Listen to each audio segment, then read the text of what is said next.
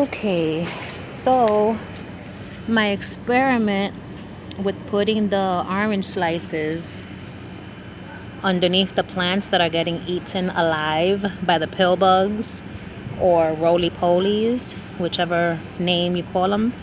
It's not really working as far as capturing the pill bugs, but it seems to be working as far as keeping them from continuing to eat my stuff. But just to be on the safe side, I've added garlic. I was reading on Google that you can take garlic and water and soak the garlic in the water and then water the plants with the garlic water. But I just decided to try the garlic clove. So I put a garlic clove next to each one. See, on this guy, you could see a pill bug right there. See it? So the science behind this is that the pill bugs will be attracted to the citrus and eat the citrus and not the plant. So far that seems to be working. But I just wanted to take some extra precaution, especially in here, because I saw that even when I put the orange, the plant, this one wasn't being chewed, but this one is, as well as this guy. So maybe I should move the garlic over here. But yeah, man, I just don't know what to do. And they're in this pot as well. And so if I see that nothing else is working, my next remedy that I saw is going to be duct tape. So what I'm going to do is I'm going to take duct tape and wrap it around the stem of the plant, but with the sticky side out. That way when the pill bugs go to try to climb up the stalk to chew on my leaves, they'll get stuck. Listen, it has to be done, okay? Because they can't be in my pots thinking that they're going to destroy my crops. I won't have it. Every year there's something new in the garden. I put some garlic in here as well because I saw that they started chewing that guy. They ate one of these seedlings, so I put garlic in there. And they were going to town on these flowers. Let me take one of these out and leave just one there. So this guy's got garlic. I put garlic over here too. I'll take one out because I could use a few more pieces over here. Oh wow, look at that bright red one. It's more like a deep burgundy. Where was that? Over here. Let's put it right there. And we'll stick another one over there. So the pepper plant that I had there, it looked like just one more chew and it would have been done for. So I took it out of there and I put it in here. And this is the pot where I planted the two orange seeds. And then the pepper that I had in here, I took it out and planted it in that hanging pot. And the Rutgers tomato, I believe it was, that I had in there, I put it in here. And then I put the cup of water with the purple heart clippings into the, will you stay put, in here for now. And this fence, man, I continuously have to come to it and lift it from the bottom and put it back up here because I just didn't tie it up, that great, I guess. I should have. It's never too late. I can still come back and do this, but I should have attached. I'm gonna have to do this when I come back. Before the summer's over, I'm gonna have to reinforce this and put a zip tie on each one. That way, when winter comes, this does not get ruined. Even though it probably will. And I'll have to get something else next year. But if I could prevent that from happening, that would be fantastic. Much better. What happens is the wind blows and then it blows forward, and when that happens it sags down. So I'm going to reinforce the whole top and the whole bottom.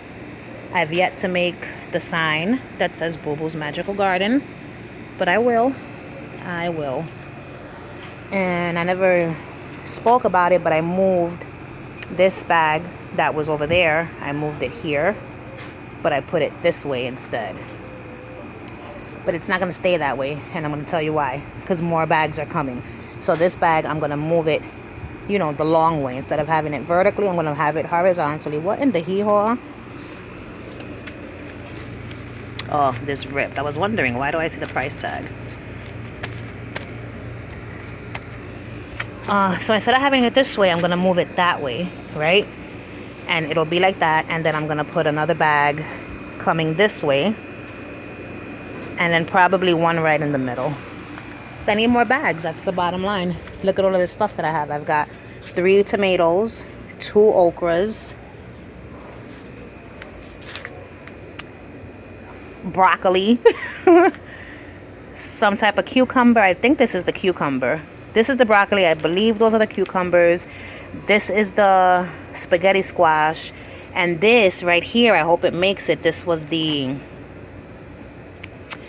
seed that came up there that I wasn't sure if it was melon, cucumber, or what. But I'm hoping that it's a melon. I still think that this might be a melon. Now that I see the true leaf, I could be 100% wrong, but we'll see. We'll see. Time will tell what it is. And no signs of any more strawberries, but lots of new growth coming up on my strawberry there. And that's it. I put those 2 sticks in these cucumber pots because they're going to need them.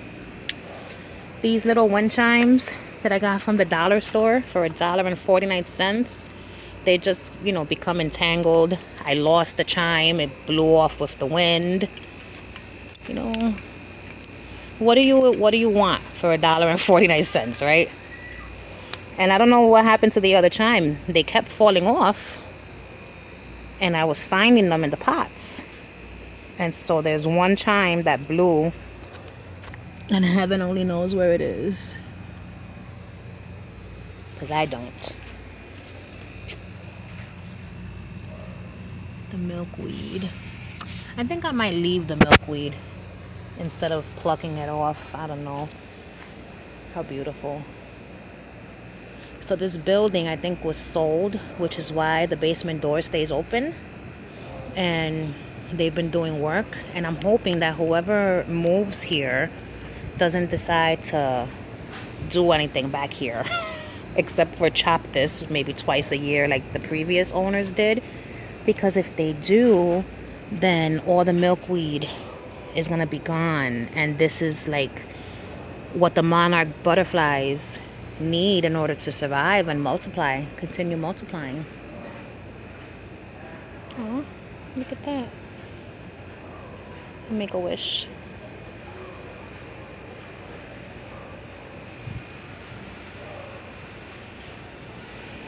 So we'll see what happens there. But if I see that things are happening, so you could see that they're already beginning to bloom.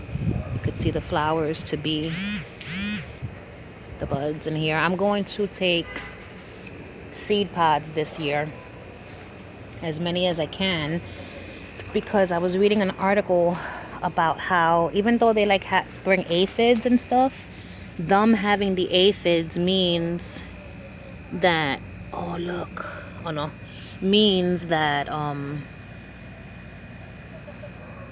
that my plants, they'll concentrate on attacking the milkweed with the aphids, and they'll leave my plants alone. The peas are doing their own thing. They've attached themselves to the tomatillo,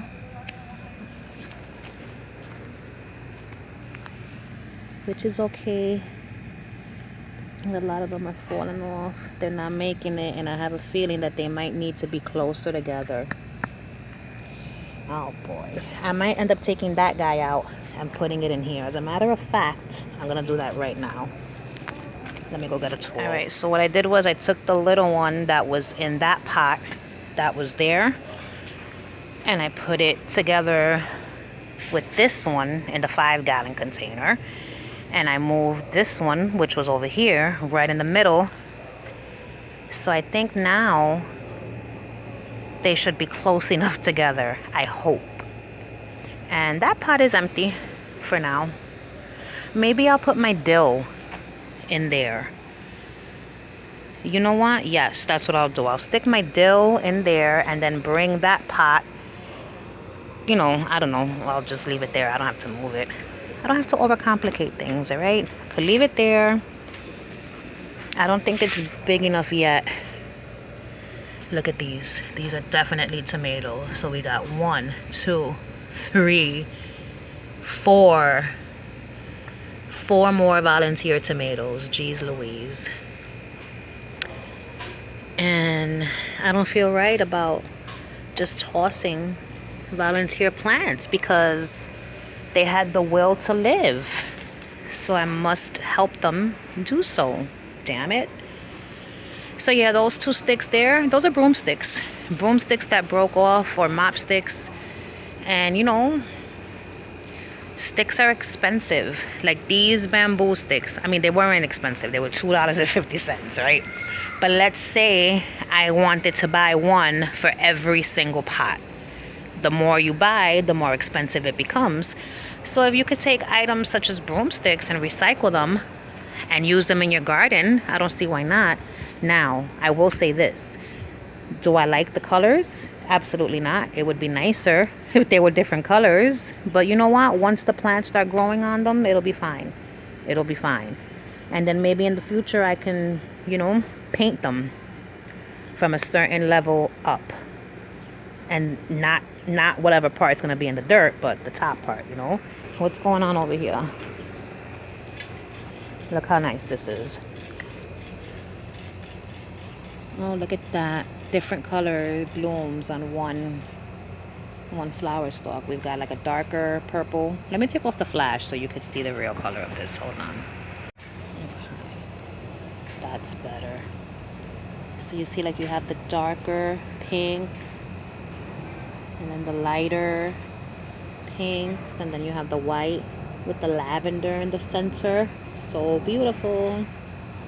So beautiful.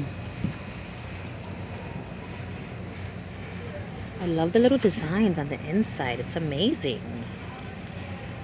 It's almost like lace. Nature is something else. So pretty. So many different shades. This is the one I was talking about before, that it's not like a red, even with the flash off. It's more like a burgundy with pink tips, hot pink tips. Look at that, how pretty. I hope you guys aren't sick of me showing you these sweet William plants, flowers. I'll never get tired of looking at them. So isn't it amazing how some of them are plain like this? Not plain, but they don't have any of that lace pattern. And then others do. And then others are like this. It's just so beautiful. These tomatoes, the Tiny Tim tomatoes, they are bigger than the Tidy Treats tomatoes that I was growing last year. The Tidy Treats tomatoes probably didn't get any bigger than this guy. So this is a bigger tomato, although the plant is a dwarf tomato plant. Mira para allá. Talk about more volunteer tomatoes. Look at this cluster here. This is all tomatoes. So this must have been a tomato that fell in here, like an actual tomato from last year, and the seeds came up this year. So what do you do with this? You grow it. That's what. So when you have flowers, you deadhead them. Deadheading means removing the dead flowers so that the plant is encouraged to produce more flowers. Now I found out that with this, the lantana, is that the name of it? Yeah, the lantana flowers, I don't have to deadhead these, which is great. And I also found out that it's an annual, not a perennial, which means it's not going to come back year after year. Which means I'm going to clip that plant so that I could try to save a clipping upstairs in my house and replant it next spring.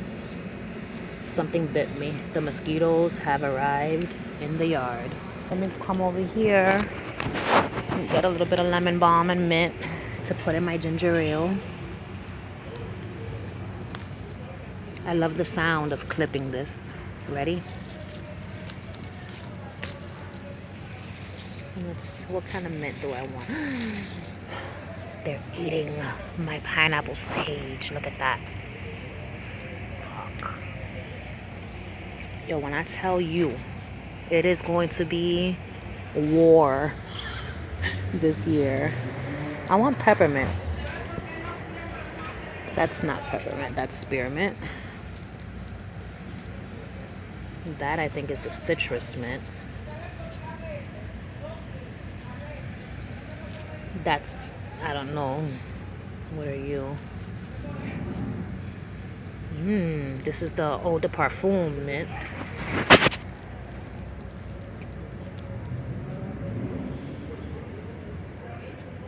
Some of them I can't identify, but others you can identify them quick.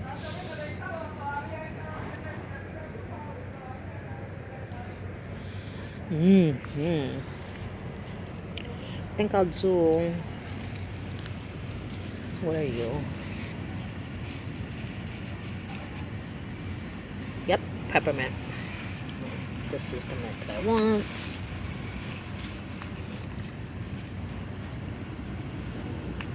Okay. These are my gardening chanclas. I've worn them out in the garden. They're like falling apart. But it's fine. I wear them every time I come out here so that I don't ruin my other ones. Alright, that's it for today, world. Thanks for watching me and my terrible camera skills.